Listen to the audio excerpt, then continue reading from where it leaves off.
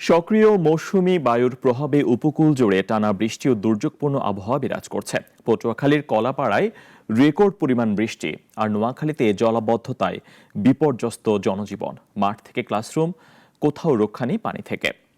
প্রতিনিধিদের পাঠানো তথ্য ছবিতে জানাচ্ছেন সুলতানা মরিয়ম।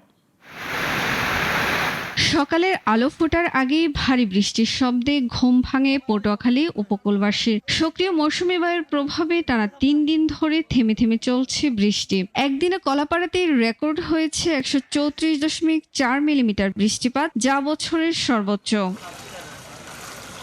চরফ্যাশন সহ উপকূলীয় বিভিন্ন জনপদে এরই মধ্যে দেখা দিয়েছে জলাবদ্ধতা। বৃষ্টি পানিতে ডুবে গেছে অনেক মাছের ঘের ও নিচু এলাকার ঘরবাড়ি। দুর্ভোগে পড়েছেন দিনমজুর, কৃষক আর সাধারণ মানুষ।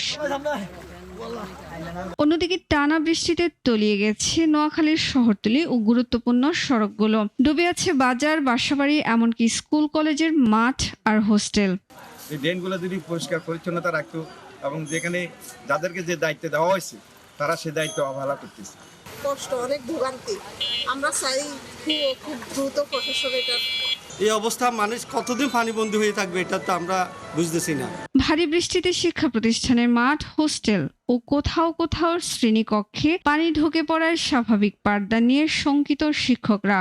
আমি এসে দেখলাম আমার শ্রেণীকক্ষগুলো সমস্ত ভরে আছে। 22 তারিখে আমাদের স্কুল খোলা দীর্ঘদিন পরে। আমি কিভাবে বাচ্চাদেরকে ক্লাস করাবো এটা নিয়ে খুব হিমশিম খাচ্ছি। নোয়াখালী পৌরসভার পক্ষ থেকে জানানো হয়েছে, ভারী বৃষ্টিতে পানি নিষ্কাশনের প্রতিবন্ধকতার স্থানগুলো চিহ্নিত করে তা পরিষ্কার করা হচ্ছে। জায়গাগুলোতে ড্রেন নাই, সেই সব জায়গাগুলোতে ড্রেন করতে হবে। যেসব জায়গাগুলোতে পুরনো ড্রেন আছে ওই সব জায়গাগুলোকে চিহ্নিত করে এখন কাজ করতে হবে। পটুয়াখালী, পায়রা সহ 4টি সমুদ্র বন্দরে 3 নম্বর স্থানীয় সতর্ক সংকেত বহাল রেখেছে আবহাওয়া অফিস। মাছ ধরার ট্রলারগুলোকে থাকতে বলা হয়েছে নিরাপদ আশ্রয়ে। সুলতানা মরিয়ম, নাগরিক।